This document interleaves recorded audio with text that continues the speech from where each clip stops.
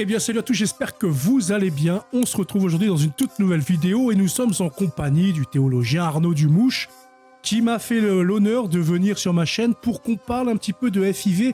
Bonjour à toi Arnaud. Oui, bonjour. Bonjour. FIV, fécondation in vitro, un sujet important en théologie catholique, absolument. Très important. Et si j'invite Arnaud Dumouche et je fais cette vidéo, c'est surtout parce que on parle souvent de l'avortement. Moi, le premier dans mes vidéos, à chaque fois, voilà, je parle de cet avortement, de ce génocide, de ces meurtres, mais j'oublie bien souvent de parler de l'AFIV. Et nous allons en apprendre un peu davantage à ce sujet, parce que, comme Wikipédia le stipule, en gros, pour une naissance qui s'est bien achevée, il y a à peu près 13 embryons humains qui sont créés. Alors, après ça, où ils vont, ces embryons, ils sont détruits, etc. Donc, nous allons en discuter avec Arnaud. Arnaud, première question, pourquoi l'Église catholique protège la vie de la naissance à la mort naturelle? Alors, tu dois savoir d'abord, première chose, que c'est un dogme maintenant qui a été produit par le pape Jean-Paul II. On se demandait quand est-ce que l'âme immortelle des bébés était créée. Eh Mhm, bien, Jean-Paul II répond Donum Vitae 6. Et puis ensuite, parce qu'on lui a posé des objections, Evangelium Vitae, il le dit. L'âme est créée en même temps que la fécondation. Ça veut dire dans le zygote, au premier moment. mhm, Au début, saint Thomas d'Aquin pensait que l'âme était créée au bout de 6 mois. Mais non, le pape Jean-Paul II dit bien, non, elle est créée à la conception. Ça veut dire donc, voilà la base de la théologie catholique. Un acte sexuel est sacré, puisqu'un homme et une femme, ensemble, fécondent un petit œuf, et mhm. Dieu bénit leur fécondation en créant, à partir de rien, par sa puissance, l'âme spirituelle, qui fait de lui un petit être humain, qui maintenant est immortel.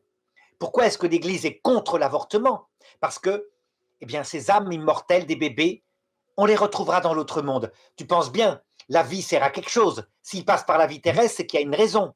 c'est Et derrière donc, quelque on chose. les envoie vers un destin inconnu, un destin qu'on ignore complètement, en s'en débarrassant. Un peu comme tu te rappelles le conte qui s'appelle Tom Pouce. Ça Mhm, racontait l'avortement. Des parents qui abandonnent un tout petit enfant, gros tout comme à le fait. pouce, dans la forêt. Ben, c'est ça. Et donc, l'Église catholique indique que l'acte sexuel ne peut donc pas être trafiqué. C'est comme si on trafiquait un sacrement, au sens profond du terme. Donc, tu vois, Mhm, il y a une raison sacrée, raison mystique, raison spirituelle. d'accord. Donc, ce que tu dis là, c'est qu'en fait, l'homme et la femme vont avoir le rapport sexuel, et dès que le spermatozoïde est entré dans l'ovule à féconder, ça donne un embryon, et donc à partir de là, l'âme est créée. C'est ça, hein, d'après Voilà. l'Église Et Dieu, catholique. Dieu y répond. Et il répond même quand l'embryon est créé dans une éprouvette. Mhm, Puisque on voit bien, il n'y a rien à faire, hein. Ce sont des petits êtres qui, quand ils sont implantés, ce sont des êtres qui ont une âme spirituelle. Donc Dieu, à partir du moment où quelqu'un est descendant d'Adam et Ève, quelle que soit la méthode, même dans le viol, mhm, Dieu crée l'âme spirituelle. Voilà ce qu'il faut se dire, hein. Ça veut dire que d'accord. l'acte sexuel peut devenir la plus horrible des choses, mais le bébé n'en est pas responsable. Tout Il à va fait. créer son âme et ce bébé lui appartient. Tu te rappelles peut-être l'histoire qui s'est passée avec Saint Vincent de Paul. Lui, il récupérait parfois à l'entrée des églises des enfants qui avaient été abandonnés par des filles mères. Mhm, Et un jour, il les amène. Il amène un bébé qu'il avait récupéré, c'était en plein hiver. Et les femmes qui l'aidaient pour ses œuvres disent ah, jamais, jamais nos mains de mères honnêtes ne toucheront un enfant du péché. Et là, il s'est mis en colère. Il leur a dit quand Dieu veut rendre et charger l'humanité, un être humain des péchés de l'humanité, c'est son propre fils qu'il envoie. Son propre fils, pas ces enfants-là. Et oui. donc, très honteuses, elles ont accepté, les orphelinats ont été créés en France à cette époque-là. Alors, nous Voilà. allons partir un petit peu sur la FIV, si tu le veux bien, Arnaud. Qu'est-ce que la FIV? La fécondation in vitro, d'ailleurs. Alors, c'est une méthode qui peut parfois être utilisée dans des couples mariés, Mhm, unis, qui n'arrivent pas pour une raison mécanique à avoir un enfant par la méthode naturelle, qui est l'union entre un homme et une femme, union d'amour, et donc l'enfant doit être un enfant de l'amour. Donc qu'est-ce que font ces personnes-là? On leur propose une aide technique. Et à ce moment-là, la fécondation se fait en éprouvette, parfois avec le sperme du mari. On choisit un spermatozoïde particulier, mais le problème, c'est qu'évidemment, comme l'implantation après dans l'utérus de la femme ne marche pas à 100%, on mhm, fait donc plusieurs ovules fécondés. On en féconde, mettons, une quinzaine, qu'on congèle, une fois qu'ils sont fécondés, hein. Tu vois bien. Oui, oui. Et puis on va implanter, mettons, 5 par 5, ce qui fait 3 essais. Évidemment, quand ça marche dès le départ, que par exemple, il y a 3 grossesses, ça arrive, hein, des triplets, 3 embryons qui se sont implantés, eh bien, les 10 autres qui sont restés en réserve, souvent, les familles ne vont pas les récupérer. Et c'est ça dont tu parlais. Ça veut Oui, dire que ces embryons congelés sont donc abandonnés et au bout d'un certain temps détruits. parce que je lisais un truc à ce sujet également. Il y a un consentement et il faut payer 40 € par an, tous les 2 ans, il me semble, pour que en fait, la conservation soit prolongée. Et il expliquait l'article que des familles, en fait, n'étaient pas au courant de ça, ou alors ne répondaient tout simplement pas à la prolongation de cette conservation. Et de facto, eh bien, ces embryons étaient détruits. Voilà. Euh, Oui, alors, il faut bien que tu saches, hein, que si l'Église est contre la fécondation in vitro, c'est mhm, pas pour cette raison-là. Ça veut dire que si un jour il n'y a qu'une seule fécondation, une seule implantation, qu'aucun embryon n'est traité comme ça indignement, eh bien l'Église restera contre, pour la raison que je t'ai indiquée. Ça veut dire qu'elle dit, pour qu'un enfant paraisse, étant donné l'action de Dieu, il faut vraiment que l'amour soit fait selon la manière naturelle, tu vois. mhm. Donc c'est pour une raison d'ordre Artificiellement, spirituel, oui. voilà, pas Parce que là, c'est artificiellement. artificiel. Donc évidemment, tu comprends que quand c'est fait dans un couple marié, qui le Mhm. font par amour, etc., ça n'a rien à voir avec l'avortement. Et si après, en plus, étant conscient qu'il y a un certain nombre d'embryons et qu'il ne faut pas les abandonner, ils veulent aller jusqu'au bout de tous les implanter, alors, dans ce cas-là, ce n'est pas de l'ordre de la même chose que pour l'avortement. Le Mhm. problème de l'Église, c'est que, évidemment, par cette méthode, tu chosifies l'embryon, même dans des familles chrétiennes. Oui, Tu en fais une sorte de chose qu'on peut implanter ou pas. Donc les conséquences vont être de désacraliser la vie, qui est absolument sacrée. Donc tout à voilà fait. pourquoi elle est contre. Même si, pour une famille catholique qui le ferait, c'est pas du tout de l'ordre, comment dirais-je, du crime que tu disais tout à l'heure par rapport à l'avortement. C'est autre chose, hein. Mais quelque chose qui s'oppose au plan de Dieu tout de même. Bien sûr, ouais, c'est pas ça que Dieu veut. Et Dieu veut une union entre un homme et une femme, et une union d'amour, et non une union artificielle qui est faite par éprouvette, etc. D'après Alors peut-être l'Église, une ouais, objection, attends, avant que tu ailles plus loin, vas-y. c'est que les couples répondront: «Oui, mais nous, on subit un mal direct par rapport à notre mariage», puisque la finalité du mariage, c'est non seulement la croissance de l'amour, mais c'est aussi le don de la vie. Et on peut pas, et on nous propose un moyen médical, et donc ils disent: «On s'aime et on va vers le sens de la fécondité». Ce qu'ils disent peut être très vrai, hein, C'est je ne parle entendable pas en de tout cas, tout à fait, c'est entendable. Mais dans la absolument. pratique, c'est pas possible. Si Dieu a voulu que ce couple soit stérile, c'est pour une bonne raison. Et puis, il y a Non, également non, la non, non. prière. C'est pas cette raison-là. Donc, on ne peut pas dire ça parce que la médecine est là pour supprimer la stérilité. La stérilité est vraiment un mal.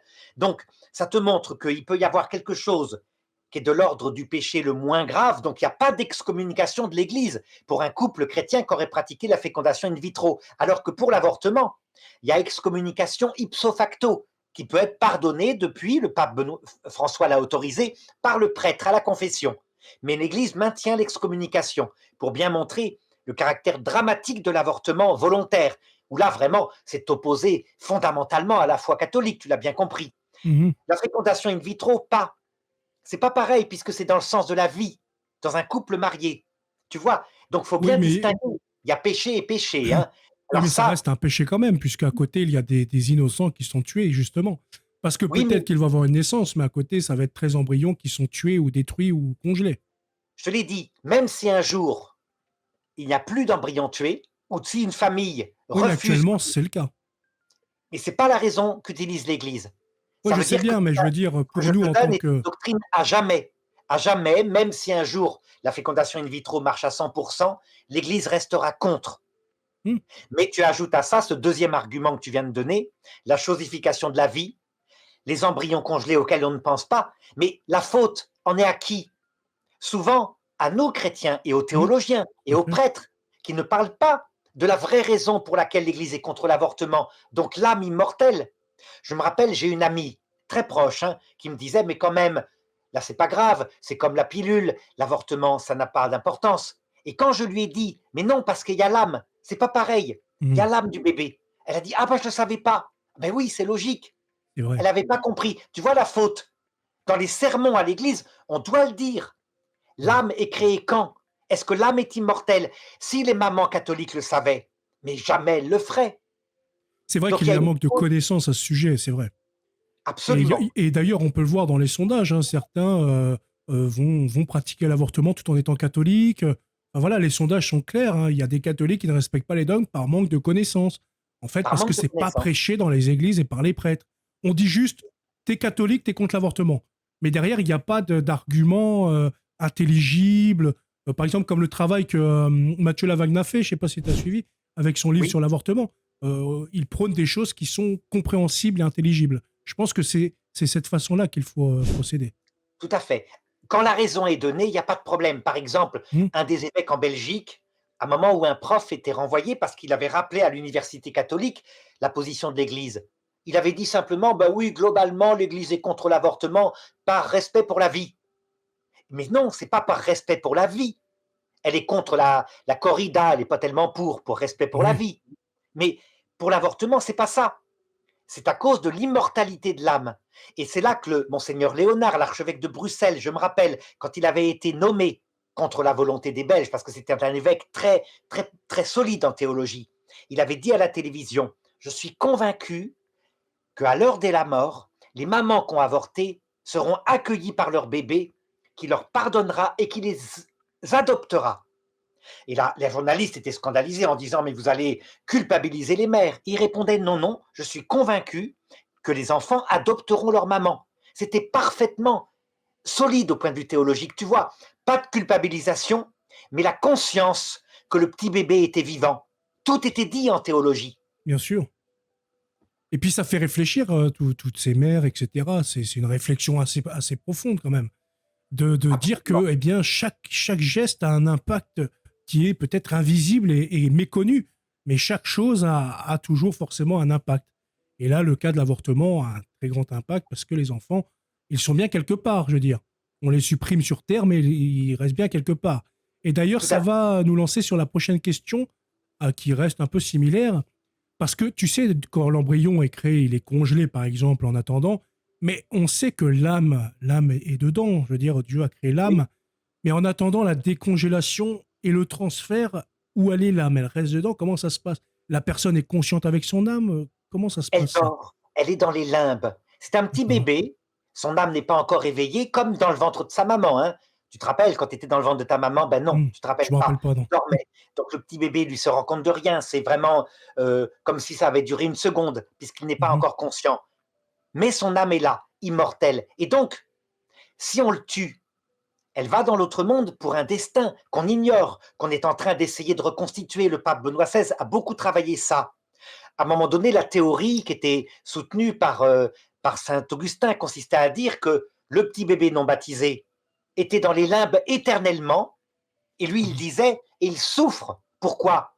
Parce que c'est un petit bébé humain. Son âme, forcément, va se développer, et donc, comme il est fait naturellement pour la vision de Dieu, et qu'il ne le voit jamais, il souffre. Saint Thomas d'Aquin répondait, mais non, il n'a rien commis comme péché, donc il ne souffre pas. Mhm. En fait, l'Église s'est opposée à ces deux théories, celle de saint Augustin, celle de saint Thomas d'Aquin. C'est le pape Benoît XVI qui l'a dit. Nous devons tenir que la possibilité d'être sauvé sera donnée à tout homme. Donc, la théorie actuelle consiste à dire, ben, c'est comme les bébés innocents qui ont été tués au moment où Jésus a Les été saints né. innocents, oui. Ça Tu te marque. Ouais. rappelles? Mhm. Eh bien, ils ne sont pas rentrés au paradis tout de suite. Ils sont allés dans les limbes 33 ans. Et on sait qu'ils sont rentrés au paradis le vendredi saint, le jour Mhm. de la passion du Christ. Donc ils ont grandi. Ils grandissent. Il y a certainement un monde parallèle qu'on appelle le Shéol, autrement dit l'Hadès, autrement On dit va en les... parler un tout petit peu à la prochaine question, à la deux prochaines questions, D'accord. comme ça on va rentrer un peu plus sur ce côté peut-être théologique, peut-être voilà où on peut discuter de sujets qui sont pas forcément connus parce que c'est des choses qui sont quand même assez inconnues du grand public. Mais je voulais surtout revenir sur ces pilules du lendemain, sur les stérilés ou les méthodes qui empêchent l'implantation d'un embryon déjà fécondé. Est-ce que c'est vu comme un avortement aux yeux de l'Église? Est-ce que ça avorte ou c'est stérilé, pilule du lendemain? Parce qu'il y a des catholiques et même des non-catholiques, peut-être ça peut parler à tous, mais qui pensent que la pilule du lendemain, en fait, ça va bloquer, etc. Mais Est-ce que ça provoque des avortements également? Alors, je dirais que le diaphragme, non, puisque le diaphragme empêche la fécondation. D'après ce que je me souviens, un diaphragme, c'est une espèce de cupule qui fait que les trompes de Fallope, l'ovule ne peut pas sortir. Par contre, le stérilet n'empêche pas la fécondation, mais empêche la nidation, ce qui veut Mm, dire que c'est un avortement, apparemment. tout à fait. La pilule contraceptive empêche la fécondation, donc c'est pas pareil. C'est pas un avortement. Tu vois un petit peu? Ouais, Alors, maintenant, qu'est-ce que tu me disais encore? La pilule du lendemain. ouais, la pilule du lendemain. Ouais. Manifestement, n'empêche pas la fécondation, mais empêche la nidation. C'est un poison qui empêche que l'enfant s'accroche. C'est un avortement. Dès qu'il y a meurtre d'un enfant qui potentiellement existait, il y a grave faute. Quand il y a empêchement de la fécondation, il y a une faute grave aussi, mais qui ne conduit pas à une excommunication late sentenciae. Ça veut Mhm. dire que c'est moins grave, dans le sens où, eh bien, on a provoqué une contraception, on n'a pas tué un petit être humain. Tu vois un petit peu la chose. Mais aux yeux de l'Église, ça reste quand même un meurtre. On est d'accord, puisque Non, à la fin, il y a quand même un mort. non, non. Quand il n'y a pas eu fécondation, il n'y a pas de Ah, mort, quand il n'y a puisqu'il n'y a pas pas eu, fécondation, non, oui. Oui, bien sûr. il n'y a pas eu de Mais fécondation. la pilule abortive, enfin la pilule que les jeunes femmes prennent, il y a quand même parce que ça, beaucoup de personnes l'ignorent, mais j'avais fait une vidéo avec des études à ce sujet, et même la pilule lambda que les jeunes filles prennent, si elles ont des rapports, elle peut être également abortive. C'est-à-dire que, eh bien, c'est pas fiable à 100%, et donc il peut y avoir fécondation et de facto avortement. Donc c'est pour ça que je voulais la placer également dedans, parce que ce soit la pilule du lendemain, les stérilés, la pilule normale, etc., en fait, ça provoque des avortements. Normalement, la pilule normale, la pilule donc qui empêche, elle empêche l'apparition d'ovules. Normalement. Moi, c'est ce qu'on m'avait Normalement, dit. oui, Donc, normalement. je peux me tromper. Je peux Mais me d'après tromper. des études, ouais, non, non, ça passe quand même beaucoup. Et c'est pour ça que j'avais fait cette vidéo pour expliquer quand même, parce qu'il y en a beaucoup, en fait, qui l'ignorent, hein, et qui pensent que tout ça, c'est sain parce que, voilà, la science le dit, mais derrière, il y a quand même des chiffres extrêmement graves.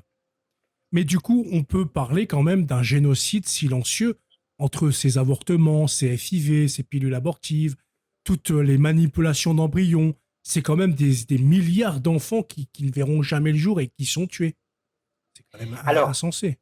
il faut faire attention à ce terme parce que la grande différence entre. Pourtant, ce terme a été utilisé par Jean-Paul II. Hein. Le Mhm, pape François avait des propos même encore plus violents parfois. Mais la différence, quand on a tué les Juifs, qui était un génocide, c'est qu'on voyait de ses yeux un être humain. Ceux qui disaient ce ne sont pas des êtres humains, ce sont des rats, se mentaient et devenaient fous parfois quand il y a eu le génocide par balle. mhm. Alors que là, on a réussi à mettre dans l'intelligence que parce qu'il n'y a pas de corps visible, que c'est tout petit, c'est un embryon fécondé parfois, Parfait. que donc c'est pas un être humain, tu vois. Et C'est donc un on amas de se cellules regarde pour eux, ouais. exactement. Voilà pourquoi je te disais, en réalité, les personnes de la génération de mai 68 qui maintenant ont 80 ans, qui ont beaucoup avorté, Mhm. vont arriver de l'autre côté et découvrir l'horreur de ce qui s'est passé, objectivement. Hein. Mais le Christ se fera leur défenseur parce qu'il leur dira, tu ne savais pas, tu croyais sincèrement et tu n'écoutais pas l'Église. Et ces personnes, quand elles se repentiront, beaucoup diront, oui, mais je savais, mon corps le savait, et je me suis menti à moi-même. Et le Christ se fera leur avocat, leur défenseur, et elles se feront leur accusateur. Et c'est comme ça, dans le repentir, que beaucoup seront sauvés. Mais objectivement, tu as effectivement l'un des plus graves, comment dirais-je, meurtres de masse qu'on peut imaginer, au Mhm. sens objectif du terme, et fort heureusement, meurtre non conscient. Et quand il y a ignorance, le Seigneur, tu te rappelles ce qu'il dit, Père, pardonne-leur, elles ne savent pas ce qu'elles font, ils ne savent pas ce qu'ils font. Bien sûr, mais dans la réalité, ça reste quand même un génocide de milliards d'êtres humains. Même si certains n'en ont pas conscience, dans la stricte réalité, ça l'est quand même. Et, euh, Objectif. et ça, Et ça, après, on va parler à la fin de cette question-là, surtout du point de vue de Dieu. Mais ce que je voulais revenir également, donc on a un petit peu évoqué, c'est vrai, ça déborde un petit peu ce sujet, mais que devient l'âme de ces enfants oubliés? Grandissent-ils dans le ciel? Ont-ils un corps? Qu'est-ce que dit la théologie à l'heure actuelle à ce sujet, par exemple?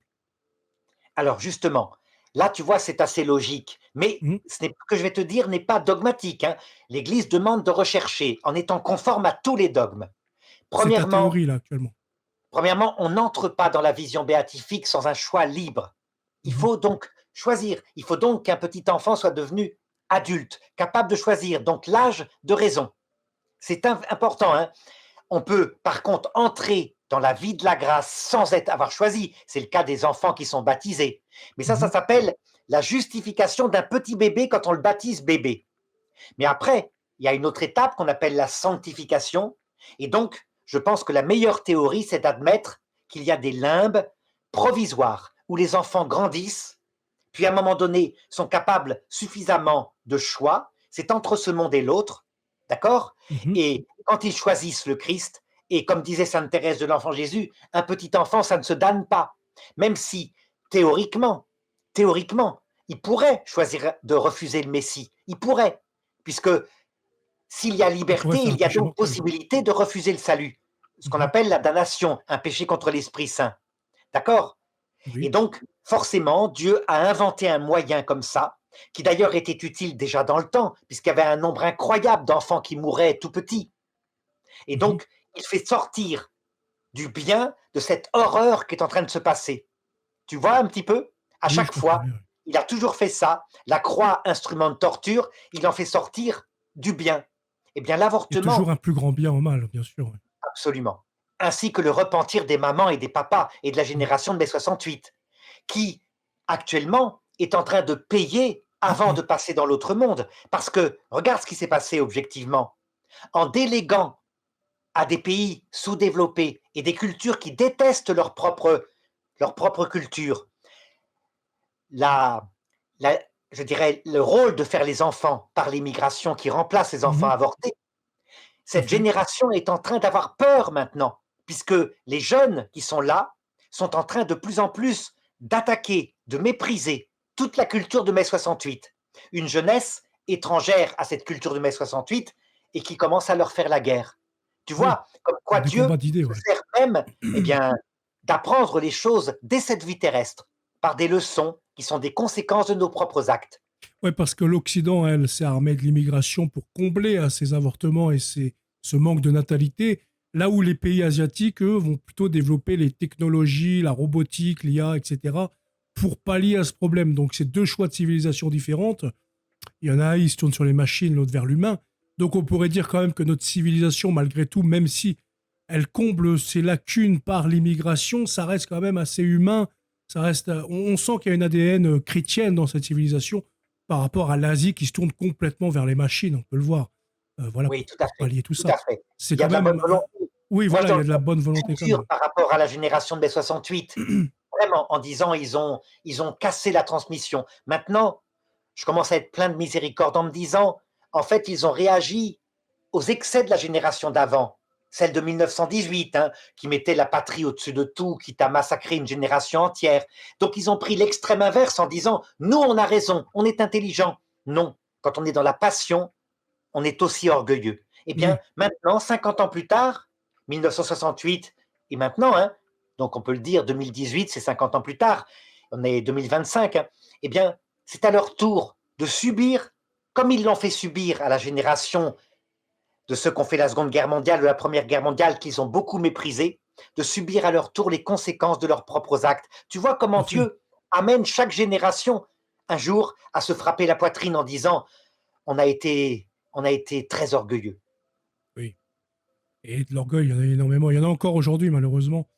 Mais cette génération, cette nouvelle génération, revient quand même un peu au catholicisme. On peut voir, il y a quand même énormément de nouveaux baptisés, même que ce soit chez les militaires, dans le civil, etc. Il y a quand même un manque. On sent qu'il y a une soif. Les âmes ont soif en France et elles se tournent de plus en plus, notamment la jeunesse. Et puis, je pense aussi parce que les réseaux sociaux n'y sont pas étrangers. Tu vois, il y a une espèce de déconnexion du réel, un espèce d'égoïsme, d'égocentré. Et les gens, les jeunes, eh bien, ils s'y retrouvent plus. Ils ont besoin de quelque chose de peut-être plus palpable, plus concret pour leur âme. Et c'est peut-être pour ça qu'on voit un retour fracassant vers leur religion catholique. Et peut-être tout simplement l'Esprit Saint. Je ne sais plus qui disait ça. Je crois que c'est le curé enragé dans la vidéo avec l'abbé Romain. Je ne sais pas si tu l'as vu, qui disait à ce sujet peut-être que l'Esprit Saint donne quelques bonbons aux catholiques pour leur dire, allez, il faut continuer, malgré tout, continuer, ayez l'espérance. Qu'est-ce que tu penses de cette analogie? Je suis d'accord, mais tu ne dois jamais oublier, comme le disait le pape François, que le démon est là qui veille à chaque génération. Je viens de te raconter le phénomène du balancier. Tu Hmm. vois, 1918, on met comme idole au-dessus de tout la patrie, avec 2 guerres mondiales. Que fait mai 68? Elle est tellement dans la passion et le rejet que dès que tu aimes ta patrie, t'es fasciste. Et elle met au-dessus de tout, c'est le bonheur absolu, jouir sans entrave, etc. Oui, tout à Résultat, fait. ils sont allés tellement loin dans l'extrême inverse que il se peut que le renouveau catholique, par réaction, reparte dans l'extrême inverse. Donc, dans le besoin d'ordre, de discipline, le retour à un Dieu qui n'est pas un Dieu de miséricorde et d'amour, mais un Dieu de justice, presque le Dieu janséniste, celui qui met 99% des gens en enfer. Attention à ça, disait le pape François, de ne pas se Hmm. laisser entraîner. Et je pense qu'on ne pourra pas arrêter. Malheureusement, Oui. la majorité, les plus actifs parmi les catholiques seront ceux qui reviendront, en pensant servir Dieu, à la théologie janséniste. Après, un peu de jansénisme ne ferait pas non plus de mal, puisqu'il y a également dans l'Église quand même des courants assez modernistes, assez gauchistes. J'ai encore récemment fait une vidéo contre la tribune de la Croix. Enfin, voilà, il y a quand même tout un courant qui est dans l'extrême également. Donc forcément, nous, enfin moi personnellement, j'essaie de me tenir un peu au centre, ni trop à l'extrême gauche, ni trop à l'extrême droite, mais vraiment maintenir une ligne centrale et intégrale. Mais bon, des abus, il y en a des deux côtés, mais c'est Je tout te à fait logique répondrai qu'il doit y avoir une réaction. que aussi bien le progressisme que le jansénisme intégriste viennent du démon. Dans Oui. les deux cas, ce n'est pas l'évangile. L'évangile, le Christ l'a toujours dit, c'est l'union entre la vérité, donc ce qu'on a dit au point de vue dogmatique, l'âme des bébés créée à la conception, et d'autre part l'amour. Donc ce que le monseigneur Léonard avait dit, les enfants vous adopteront, ils vous pardonneront parce que vous ne saviez pas ce que vous faites. Si on prend l'un ou l'autre, on est du démon. Dans le Christ, amour et vérité s'unissent. Donc, il ne faut absolument pas retomber dans l'extrême inverse. La vérité, Tout le à pape fait. François et le pape Léon XIV, vraiment, il le dit. C'est les deux en même temps. Benoît XVI et François en même temps. Benoît XVI parce qu'il donnait le dogme, la vérité universelle. François parce qu'il rappelait la Il était, oui, miséricorde. dans la charité extrême. C'est vrai que François était dans la grande charité et la miséricorde. Mais c'est vrai que c'est à ça qu'on peut se mesurer, je pense, soi-même. En tout cas, c'est comme ça que je me suis mesuré à une certaine époque de ma vie, quand je suis revenu au catholicisme, avec cette charité qui était un petit peu voilà, un moyen de me mesurer, on va dire. Parce que c'est vrai qu'à un moment, je commençais à tomber aussi dans un catholicisme assez dur. Et puis, ce manque de charité, en fait, il se faisait ressentir. Et je me dis, en fait, tu n'agis pas comme le Seigneur voudrait, puisque, en fait, tu manques cruellement de charité envers ton prochain, même si c'est un combat qui est difficile, on ne va pas se le cacher. Hein. On peut pas tous être, voilà, on n'est pas parfait, Navo, je machin, te dirais, mais il y a quand même des fois des lacunes. par où tu es passé, tu verras, observe bien. Moi, je serais parti pour le ciel, je suis un vieux maintenant. Toi, tu seras là. Tu verras que tu ne pourras pas l'arrêter. C'est des mécanismes sociaux, mais c'est aussi le démon. Ça veut Hmm. dire que la théologie janséniste reprendra. Et tu verras, tu devras te battre contre elle, peut-être être méprisé parce que tu es justement non pas dans le juste milieu, c'est pas ça. C'est l'exaltation de la vérité et de l'amour. Le juste milieu, Ouais. c'est de l'autre pédasse, tu vois, c'est un truc voilà un peu mou. Non, non, les chrétiens ne sont jamais dans le juste milieu. Ils sont dans l'absolu, mais les deux ensemble. Et tu verras. Avec les trois blancheurs, c'est surtout ce que je voulais dire. C'est-à-dire parce Alors les qu'aujourd'hui, on voit trois des personnes jansénistes, mais en fait, elles ne croient pas du tout au pape, Vatican II, etc. On peut parler des sévéracantistes. Et puis, une partie officieuse de la FSSPX également, qu'on oublie souvent de mentionner. Mais c'est quand même deux idéologies qui nient eh bien, les trois blancheurs. Il faut le rappeler aussi, ça. tout à fait. Parce que, ben, tout simplement, ils avaient une théologie très traditionnelle, ce qui était très bien. Hmm. Ils voulaient garder absolument intacte la vérité, et donc ils ne comprenaient pas quand, par exemple, le pape François disait, mais attention, vous avez des exceptions. Rappelez-vous quand Jésus vous disait, oui, le sabbat universellement doit être tenu. Vous ne travaillez pas le jour du sabbat. Les pharisiens vous le disent, ils ont raison. Mais, mais qui d'entre vous, si votre fils tombe Oui, dans un puits le jour du sabbat, attendra le lendemain dimanche pour l'en sortir? Et voilà, oui, c'est c'était vrai qu'il une y a des. évidence. Quand tu Ben, c'est prends la loi à pareil. la lettre, ouais. je me rappelle avoir des discussions avec des théologiens. Je leur disais, mais il y a quand même des cas où vous ne pouvez pas ne pas être pour l'avortement. Par exemple, une grossesse extra-utérine. C'était évident. Si on ne fait pas un avortement médical maintenant, non seulement l'enfant est mort, parce que l'enfant n'est pas implanté au bon endroit, Mhm. mais la mère va mourir. Ah, ils disaient, mais non, ce n'est pas un avortement. Mais je leur disais, mais vous voyez bien que si, pour la maman, c'est une douleur, mais c'est un avortement non voulu. Oui, C'est bien sûr, pas c'est un une intervention avortement, quand même avortive, quoi. mais Ouais. bien sûr, c'est un avortement médical. Et Mais ça, là, c'est c'est vraiment le douloureux. seul cas que l'Église accepte, c'est pour sauver la vie de la maman en cas de danger de mort. Et la mère, d'ailleurs, j'ai vu, excuse-moi, après je te laisse la parole, j'avais vu une femme, d'ailleurs, qu'on avait célébrée, je ne sais pas si elle est bien heureuse, je ne suis pas sûr, qui avait ce cas-là avec son bébé dans le ventre qui allait mourir. Soit c'était son bébé, soit c'était elle. Et elle s'est concertée avec son mari, elle a décidé de donner sa vie pour son bébé qui puisse vivre. Tout Et à je veux fait. dire, dans les avortements comme ça, en fait, où la femme est vraiment en danger de mort, l'Église l'accepte. Alors, elles sont même deux. Une est canonisée déjà, Ah c'est oui, Sainte, attends, je vais essayer de te je sais plus le retrouver son nom en nom. tête, vraiment.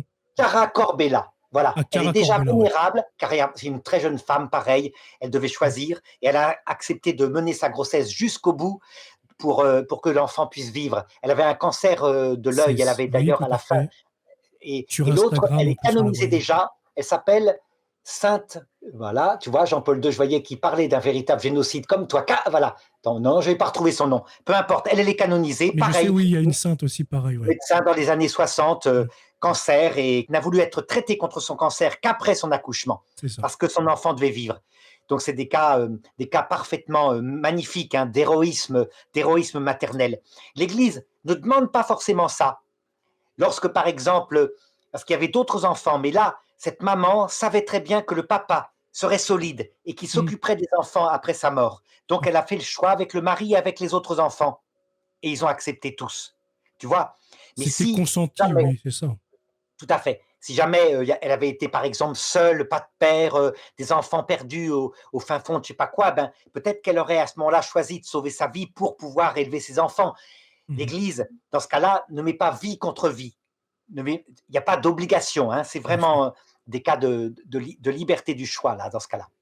Et donc, en parlant de l'Église, est-ce que l'Église a une prière, organise de temps en temps des messes ou une dévotion particulière pour tous ces enfants qui sont morts dans l'anonymat le plus total, ceux qu'aucun parent n'a nommés, pleurés ou même confiés au Seigneur?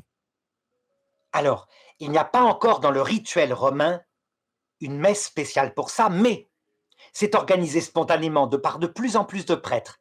Des Mm. prêtres qui, d'ailleurs, ont construit maintenant un monument, une statue dédiée aux enfants avortés, aux saints innocents. Il y a des prêtres qui ont inventé une liturgie. Et je dirais, c'est très simple, pour les mamans qui entendent cette vidéo et qui ont avorté ou qui ont fait une fausse couche, aujourd'hui même, sans attendre, avec si possible leur mari, une cérémonie de prière. C'est pas un baptême avec de l'eau, hein, le petit bébé est mort, mais de prière qui s'appelle un baptême de désir, où on demande à la Vierge Marie, à l'Esprit Saint, de baptiser cet enfant, c'est-à-dire de lui envoyer l'Esprit Saint Mhm. pour qu'il aille plus vite là où il est actuellement, dans les limbes, si elles n'y ont pas pensé, d'accord. Et qu'il soit dans le rôle et dans le sens, dans le destin des enfants baptisés.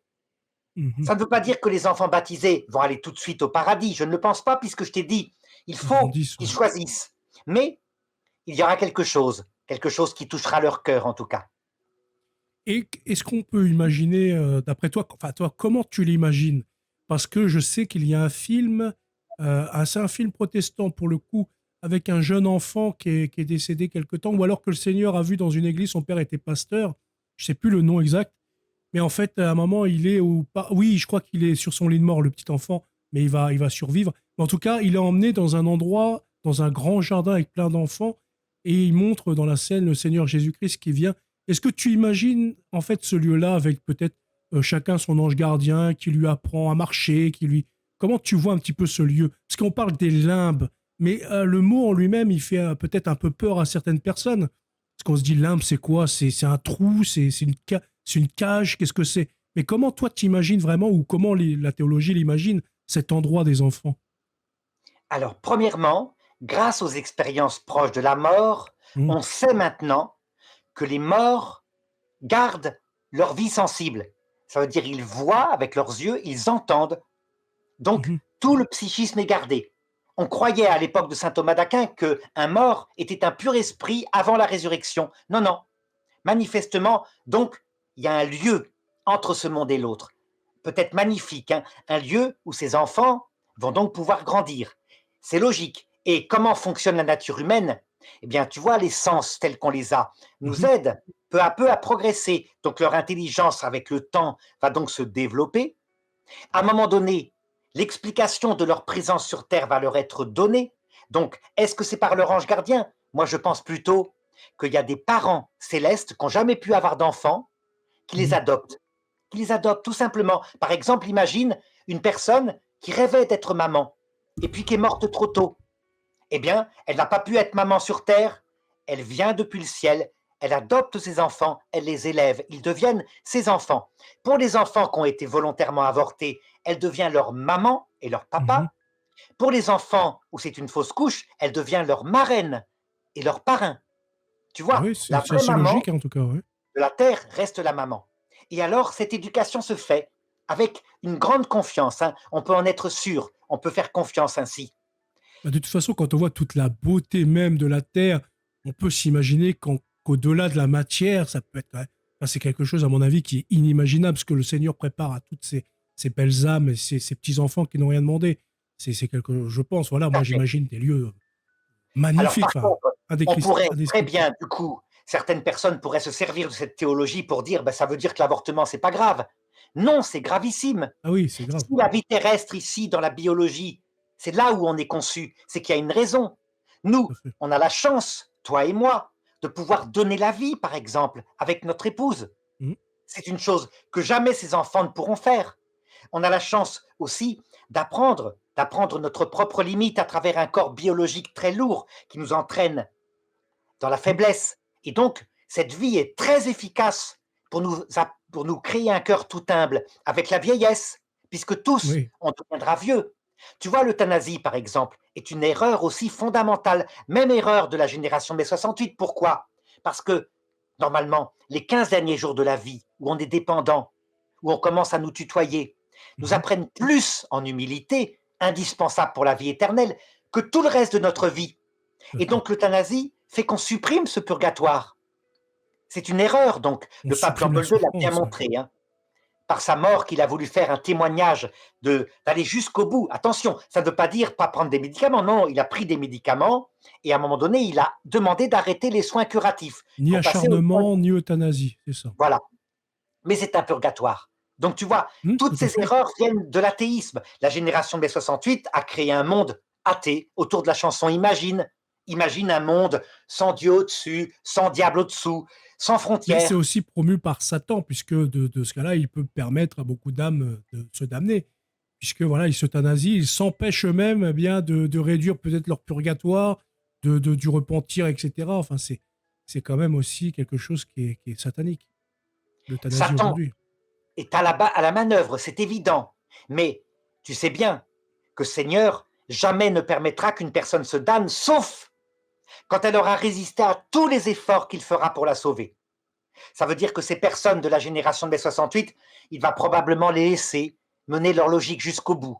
La loi sur l'euthanasie va être votée. Tu ne peux pas l'arrêter. De toute façon, ouais, C'est c'est voté logique, là. hein, puisqu'ils ne croient pas au sens rédempteur de la mort. Mm. Ils croient en rien après la mort, donc elle va passer. Et alors, leur Seigneur leur fera miséricorde. Quant à savoir si elles iront directement au paradis, non, bien sûr. Tout doit être appris, et c'est le rôle du purgatoire. Donc pourquoi l'Église, elle dit c'est une erreur de s'euthanasier, non pas parce qu'elle menacerait forcément de l'enfer éternel, tu connais la miséricorde de Dieu, mais parce Mhm. qu'elle dit que tout ce qu'elles n'ont pas appris, elles l'apprendront dans un purgatoire qui leur paraîtra immensément long par rapport à ce qu'aurait pu être leur purgatoire sur la terre. Donc erreur très grave qu'on regrette amèrement de l'autre côté. Oui, mais ouais, après, bon, il y a aussi malheureusement le jugement particulier et puis l'enfer, le risque d'enfer. Euh, Est-ce que tu peux nous dire, parce qu'on en a parlé un petit peu juste avant, mais pourquoi on entend presque jamais de prédication forte sur ce sujet dans l'Église? Est-ce que c'est devenu un tabou de parler ces millions d'âmes sacrifiées au nom du progrès, au nom du confort ou au nom de la liberté. Est-ce qu'on ne veut pas, est-ce qu'on veut pas dire oui, on est comme à l'époque des intégristes, c'est pour ça qu'on n'en parle plus. Tout à fait. Ça veut dire que les prêtres, qui sont des hommes comme toi et moi, Mhm. souvent malheureusement n'ont pas cette courage et cette force intérieure. Tu vois, la difficulté qu'il y a à aborder ces sujets, c'est que il faut une grande délicatesse. Et je t'ai dit, c'est là où on voit. Pour moi, l'exemple typique, hein, c'est Monseigneur Léonard, l'archevêque de Mhm. Malines-Bruxelles. Ce qu'il a dit ce jour-là était n'importe quel curé pourrait le dire dans une paroisse sans blesser personne, sans culpabiliser. Il ne s'agit pas de prêcher l'enfer en disant à ses mamans, vous irez en enfer, vous avez commis le plus atroce des crimes. Non, mais de leur dire, il vous sera fait miséricorde, mais prenez conscience de ce qui s'est passé. Voilà, Mais, c'est très important. mais du coup, là, tu places où la réparation de ces actes? Parce que même si on méconnaît, il y a quand même toujours une réparation à effectuer. Parce que Tout si on sera leur réparé. espérait qu'il y a une miséricorde, mais avant la miséricorde, il faut quand même la réparation. Il faut que l'âme répare quand même. Regarde, mets-toi à la place d'une maman qui a avorté donc par ignorance, tout en sachant, parce que son corps lui disait, qui donc arrive à l'heure de sa mort et qui voit ça. Sa réaction, si elle est de bonne volonté, c'est de se tourner vers le Christ, de tomber à genoux, de demander pardon à son bébé qui est devenu un adulte, qui l'accueille. Et Mhm. donc, elle, volontairement, de vouloir tout réparer, 4 fois, comme Zachée, je vais rembourser 4 fois pour le mal que j'ai fait. Elle se met au purgatoire, volontairement, par amour. Les âmes du purgatoire sont des âmes saintes qui se sont converties. Et donc là, elle veut réparer. Comment faire? En faisant des sacrifices, vivant une vie monastique dans la solitude du purgatoire. Au début, Mais le c'est source purgatoire, tu ne peux plus avoir de mérite hein, d'après l'Église catholique. C'est-à-dire qu'une fois au que tu es au niveau de purgatoire, tu l'amour. ne peux plus obtenir de grâce ou de peu importe, tu peux plus rien obtenir. Parce que Au niveau, voilà. au niveau de l'amour, puisque le mérite se mesure à l'amour, non, puisque tu aimes de tout ton cœur. Tu as vu le Christ, tu as vu ton enfant que tu as sacrifié, tu aimes de tout ton cœur. Donc tu ne peux pas aimer plus puisque tu aimes de tout ton cœur, de toute ton âme, de toute ta force. Donc pas de mérite du côté de l'augmentation de l'amour. C'est pas là que se fait le purgatoire. C'est du côté de l'humilité. Ça veut dire qu'au début, la maman dit, tu verras Seigneur, j'ai tellement péché que je deviendrai digne de toi un jour. Je paierai tout. Je vais tout rembourser. Et puis, au bout d'un certain temps qui lui paraît infini, elle s'attriste. Le souvenir lancinant de ce qu'elle a vu de Jésus la mine. Elle se désespère. Elle entre dans ce qu'on appelle la nuit de l'esprit. Mhm. Elle est brisée dans son âme. Et là, à un moment donné, il n'y a plus rien. Elle ne veut plus rembourser. Elle sait qu'il n'y arrivera pas. Et elle dit, Seigneur, je ne suis pas digne de te recevoir, mais dis seulement une parole et je serai guérie. Elle est venue tout humble. Tu vois, c'est la Mhm. parole qu'on dit à la messe juste avant de communier. Oui, tout Son à âme fait. étant Oui. devenue tout humble, alors, ça y est, il peut lui être fait miséricorde, ce qu'on appelle l'indulgence. Souvent, c'est son enfant qui vient la chercher, qui dit, Maman, tout est remboursé, t'as pas besoin de rembourser 4 fois. Le Christ avait tout payé pour toi, maman. Et viens maintenant, entre dans la vision béatifique. Tu vois, son Mais âme est prête. certains pourraient te contredire. D'ailleurs, l'abbé Pagès pourrait là, tu sais très bien, il aurait pu te contredire absolument sur beaucoup de tes propos parce que ça, c'est ce que tu développes. Mais il aurait pu te dire tout simplement, le fait de tuer quelqu'un, c'est un non-respect du commandement des 11 commandements, etc. C'est un péché mortel. De facto, cette âme, si elle ne répare pas sur terre, si elle ne se repent pas sur terre, voilà, et qu'elle meurt, qu'elle est vraiment morte physiquement et son âme a rejoint, son âme est jugée et elle n'a pas à choisir si elle va au purgatoire pour rembourser. Non, c'est le Seigneur qui a dit parce que tu as tué, eh bien tu vas en enfer. Parce que ça Eh aussi, bien, il y a cette cette théologie qui est. théologie, cette théologie qui était soutenue par saint Thomas d'Aquin hein, et qui vient de saint Augustin, ne peut plus être gardée parce que l'Église, entre-temps, a découvert d'autres points de la foi qu'elle a définis, à Mais savoir c'est quand même que, dogmatique ça. Donc comment on peut ne pas la garder? Le fait qu'au jugement particulier, si on est en état de péché mortel, on va en enfer, ça c'est dans le catéchisme et c'est dogmatique. Donc il n'y a pas de changement à ce niveau-là. voilà ce qui change. C'est que le dogme disait, aussitôt après la mort, une Hmm, âme trouvée en état de péché mortel est aussitôt conduite en enfer. tout à fait. D'accord. C'est la constitution Benedictus Deus du pape Benoît XII au XVe siècle. C'est un dogme solennel. Le problème, c'est que les thomistes interprétaient ça en disant aussitôt après la mort médicale, l'arrêt du cœur, clac. Et donc, certains prêtres disaient si tu te suicides en sautant d'une rivière entre le pont et l'eau, tu peux te repentir. Ce qu'avait dit le curé d'Ars. Oui, tout Mais à si fait, tu ouais. te tires une Ouais, balle dans la clairement. tête, c'est trop rapide, donc tu es damné. Tu vois que c'est Mhm. stupide. En fait, on s'est rendu compte, et c'est ce que dit Sainte Faustine, mais aussi le pape Benoît XVI dans Spe Salvi 47, que la mort, il faut la prendre au sens biblique. La mort, c'est quoi? C'est l'Hadès. C'est ce passage entre ce monde et l'autre, qui a une certaine durée, que les expériences proches de la mort confirment, où tu vois le Christ qui t'apparaît, accompagné de la Vierge Marie, des saints, des anges, et là, c'est là il te fait miséricorde. Il se fait ton avocat. Mais Il, je te coupe juste 2 secondes, excuse-moi. Mais aussi, le problème, c'est que nous, en tant que catholiques, on doit se baser sur le catéchisme. Et de facto, si on se base sur des expériences de mort imminente, c'est absolument aucune autorité. Et donc, pourquoi essayer de prêcher une théologie sur un sujet qui est issu de NDE, mais pas du catéchisme, plutôt que dire tout simplement, comme le catéchisme le dit, essayez de vous maintenir en état de grâce jusqu'à la fin. Et ceux qui ne sont pas repentis, eh bien, sont laissés au jugement du Seigneur. Mais pourquoi donner un espoir comme ça? Parce que c'est pas forcément quelque chose qui est certain et sûr à 100%, ni dogmatique. C'est une théorie, c'est une théorie, même si, voilà, il peut, le Seigneur peut, mais c'est pas le Seigneur va le faire et systématiquement, tu vois. Est-ce que ça non, laisse pas quand même un espoir aux gens qui est peut-être on peut un répondre espoir avec pour être damné? certitude qu'il va le faire. Tu sais pourquoi? À cause d'un repère dogmatique que donne Jésus. Premièrement, tu te rappelles quand il dit tout péché, tout blasphème Mhm. sera pardonné tant que vous en commettrez. Tous les péchés que vous commettrez contre le Fils vous seront Bon, pardonnés. pardonnez. Mais si vous commettez un blasphème contre le Saint-Esprit, alors celui-ci ne vous sera jamais pardonné, ni en ce monde, ni dans l'autre. Tu vas voir à quel point tout est clair, limpide, et même en se servant du catéchisme de l'Église catholique. Qu'est-ce que c'est que le blasphème contre le Saint-Esprit? C'est assez simple. Et Puisque le Saint-Esprit, c'est quand on désespère de son salut et qu'on se dit, eh bien, tout ce que je fais ne sera de toute façon jamais pardonné. Donc on dit, bah voilà, on refuse la miséricorde du Seigneur, tout simplement. ça voudrait dire que ce que tu viens de me donner comme théologie juste avant était un blasphème contre le Saint-Esprit. Mais non, bien sûr que non, saint Thomas d'Aquin n'était pas dans le blasphème contre le Oui, mais Saint-Esprit. excuse-moi, Arnaud, je te coupe, hein. Je te coupe, sinon après j'oublie ce que je dis, excuse-moi. C'est qu'en fait, là, ce que tu dis, comme tu prends la Bible, c'est très bien, le Seigneur dit tout sera pardonné. Mais comment le Seigneur institue ce pardon sur terre et dans l'Église? Il l'institue par le biais de ses apôtres et par le sacrement de la confession. Donc, c'est-à-dire que tout est pardonné, mais est-ce qu'il stipule quand tu vas à la confession ou pas? Parce que là, voilà, on ne sait pas. Et l'Église nous rappelle que, eh bien, il faut se confesser pour être pardonné. Alors je te réponds, c'est évident qu'il faut se confesser pour être pardonné. Sauf que, regarde, interpréter de cette façon-là, ça voudrait dire il faut se confesser à un prêtre.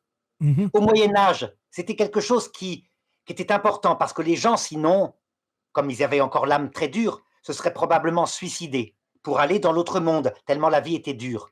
Mais il faut bien comprendre, si tu n'as pas de prêtre, donc quand arrivait la peste noire, que tu mourais et que les prêtres avaient disparu depuis longtemps, les gens pensaient qu'ils étaient damnés. Quand ils arrivaient comme ça, la peste atteinte le matin, le soir mort. La réalité, c'est qu'il faut te confesser au Christ si tu n'as pas pu te Oui, confesser tout à à un fait, prêtre. ouais.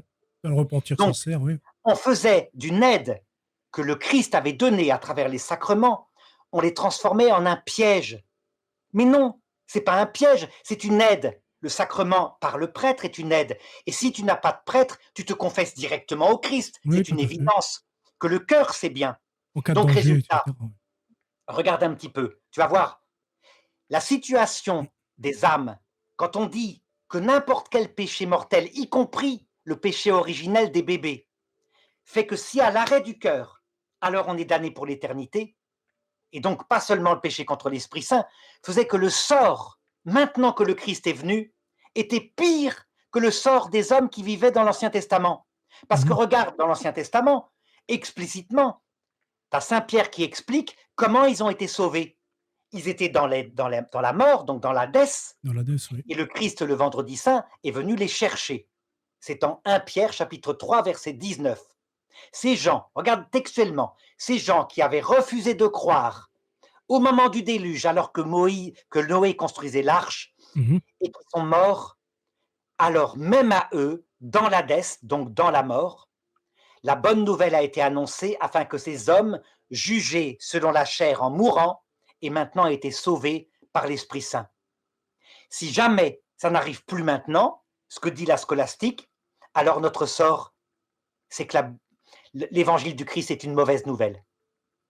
Tout d'un Ouais, mais coup, notre sort est si on pire. fait le parallèle, ceux d'avant, ils n'avaient pas cette bonne nouvelle. C'est pour ça qu'elle a dû être prêchée dans l'Hadès. Alors que nous, nous avons la bonne nouvelle et nous avons accès à cette bonne nouvelle. Donc peut-être que le pardon n'est pas le même et voilà, il n'est pas. Par exemple, eux, ils étaient dans l'ignorance vraiment complète. Aujourd'hui, c'est sûr qu'il y a des personnes qui sont dans l'ignorance complète, mais une ignorance qui est volontaire. Ils ne veulent pas chercher le Seigneur pour X ou Y raison. On ne peut pas juger. La foi, c'est une grâce de Dieu de toute façon. On peut pas dire oui parce que voilà, tu ne crois pas, alors tu vas aller en enfer. Ça, non. Mais Tu oui, c'est vois, vrai que c'est tu quand même viens de compliqué donner pour les ici, catholiques. tu viens de donner une contradiction qui fait partie intime de la scolastique. Tu as dit en même temps, c'est de leur faute parce qu'ils ne cherchent pas, et en même temps, tu as dit, mais la foi est un don de Dieu. Mhm. Oui, c'est Ça vrai. veut donc dire quoi? Que Que la seul foi Dieu est est un don juge, de Dieu et que donc tu ne peux pas te forcer à avoir la foi. Si bien Dieu ne te sûr. la donne pas, tu ne l'auras pas. Donc, comprends bien, Dieu sait ce qu'il fait. Quand actuellement il laisse l'Europe apostasier alors qu'il pourrait, ce soir, donner une apparition de la Vierge à chacun, il peut, il ne le fait Oui. pas. Donc demain, s'il le faisait, tu verrais toute la France qui reviendrait et les musulmans, tous catholiques, qui iraient à la messe par millions. 60 millions de conversions, 60 millions de confessions. Il ne le fait pas, pourquoi? Tu penses que c'est pour perdre les gens? Bien sûr que non, il sait ce qu'il fait. Parce que il conduit ces gens qui ont abusé à un moment donné de cette richesse qu'avait la France en connaissant la révélation, il les Mhm. laisse suivre leur propre chemin pour leur faire miséricorde. Saint Paul le dit textuellement, Dieu a enfermé tous les hommes dans la désobéissance afin de leur faire miséricorde. Reste à savoir ce que c'est que le péché contre l'Esprit Saint alors qui conduit en enfer. Tu vas voir, c'est très simple. Le Père, c'est lui qui est à l'origine de tout. Le péché contre le Père, c'est donc celui qui est fait par faiblesse. Quand par exemple une femme catholique avorte parce qu'elle n'est pas prête à assumer l'enfant, elle est dans la détresse, elle le fait par faiblesse, elle sait très bien que son enfant existe, elle lui demande pardon, elle avorte. J'ai connu une femme qui avait fait ça. Ça s'appelle un péché mortel contre le Oui. Père. Le péché contre le Fils en Dieu, c'est la connaissance éternelle que Dieu a de lui-même. Il est donc une personne de la Trinité puisque Dieu se connaît parfaitement, donc son Fils est semblable à lui-même. Mhm. Le péché qui est commis par ignorance est ce qu'on appelle le péché mortel contre le Fils. Donc par exemple, une maman dont tout le corps dit que son bébé existe et qui avorte quand même en se disant mais non, c'est idiot, c'est mon instinct, il n'existe pas, c'est évident, c'est quelques cellules. Elle commet un péché mortel par ignorance, elle ne sait pas ce qu'elle fait. Ce péché-là lui sera pardonné comme je te l'ai indiqué tout à l'heure, quand elle verra que son bébé existait. Qu'est-ce que c'est donc le péché contre l'Esprit Saint? C'est quand une maman, libérée de toute faiblesse, à l'heure de sa mort, face à son enfant, libérée de toute ignorance, dit rien à foutre, je fais ce que je fais, j'ai voulu mon plaisir, je cherche mon plaisir, tu me fous la paix, tu fous le camp, je veux pas te voir. Alors il n'y a plus d'excuses.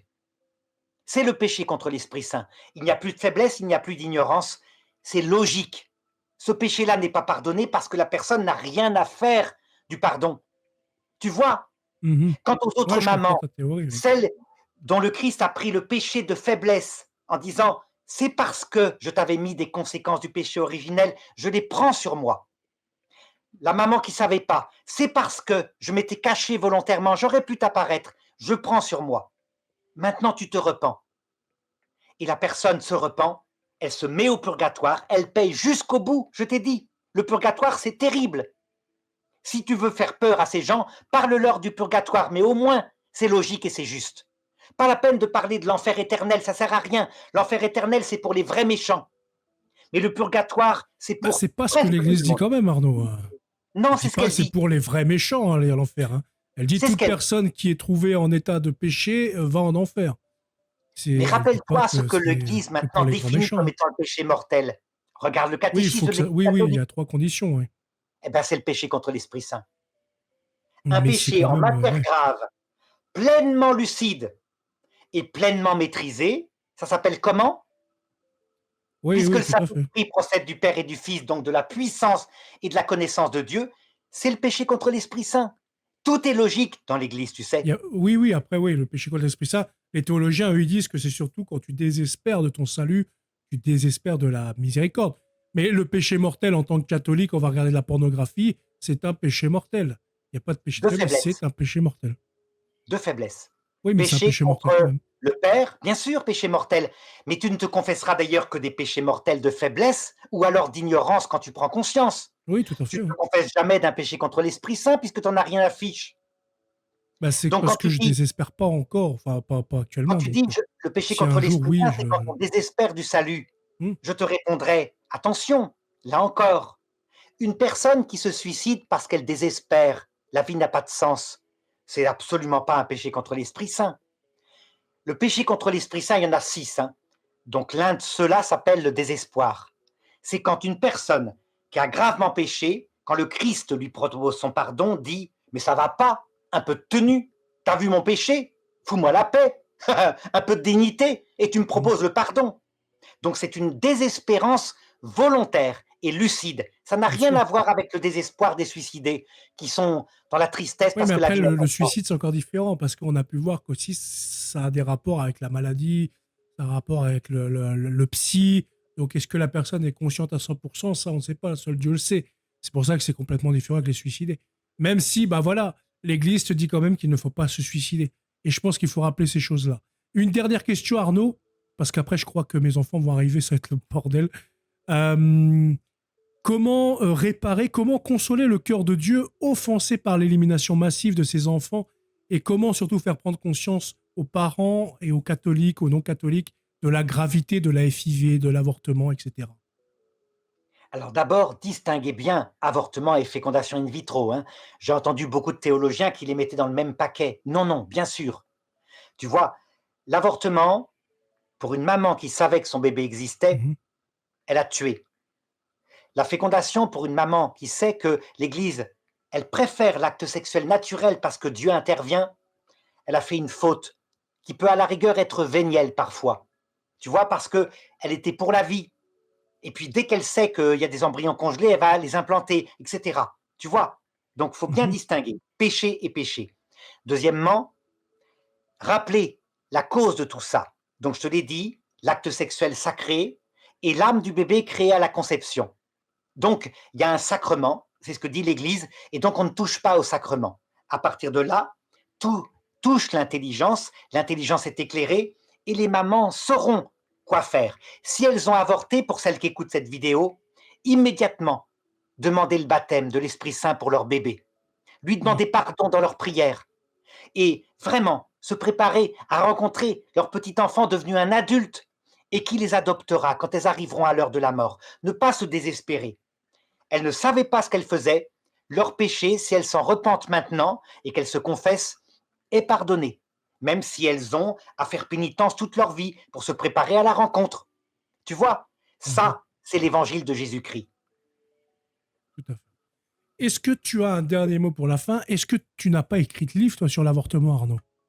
Ou que tu traites de Non, je ce n'ai pas écrit de livre, mais sujet, j'ai le fait FIV? toutes les vidéos qu'il faut où Oui, c'est j'explique tout vrai, ça pas les en long, évidemment. en large. On trouvera, on tape sur YouTube Dumouche avortement, on De toute façon, je trouvera. mettrai le lien de ta chaîne YouTube en bas. Oui. Et est-ce que tu as un dernier mot pour la fin de vidéo? Est-ce que tu veux partager quelque chose? Eh bien, tu vois, je résume ça. Je sors de plus en plus, grâce aussi au pape Léon XIV, Mhm. de cette rupture qui a eu lieu dans l'Église et qui est venue du démon après mai 68, entre les tenants de la vérité qui méprisaient les tenants de l'amour et les tenants de l'amour qui méprisaient les tenants de la vérité. Tu as vu, dans la vidéo et tel que j'ai parlé, comme le pape Benoît XVI, tous les deux, je les ai défendus. Oui. Donc les tenants de la vérité pour le dogme, pour qu'on sache, mais le dogme, pas le dogme trafiqué par l'opinion scolastique, le dogme tel que je te l'ai montré avec tout, y compris le Concile Vatican II. Mhm. Et d'autre part, les tenants de l'amour, donc nos évêques progressistes qui disaient « Oui, mais il faut être miséricordieux, il faut comprendre, elles ne savaient pas ». Ils ont raison sous un certain rapport. Je t'ai dit, le Christ sera miséricordieux, sauf envers le péché contre l'Esprit Saint. À partir de là, quand la foi devient intelligible et cohérente, elle gagne par elle-même. Il suffit que l'Esprit Saint agisse dans la vidéo que tu vas poster, alors tu Mhm. verras des femmes qui se convertiront. parce que c'est simple, c'est l'Évangile. Eh bien, en tout cas, je te remercie fortement, Arnaud, de ta présence ici et de cette vidéo en ta compagnie, qui est toujours un moment très agréable. Et je vous invite à rejoindre la chaîne d'Arnaud Dumouche. D'ailleurs, le lien sera en description. N'hésitez pas à le soutenir et puis à commenter cette vidéo si ça vous plaît. Elle sera sur ma chaîne et sur sa chaîne également. Donc voilà, en tout cas, je te remercie beaucoup, Arnaud. Que le Seigneur te bénisse et que le Seigneur vous bénisse tous. À bientôt. Salut. Merci Napo. Au revoir. De rien, au revoir.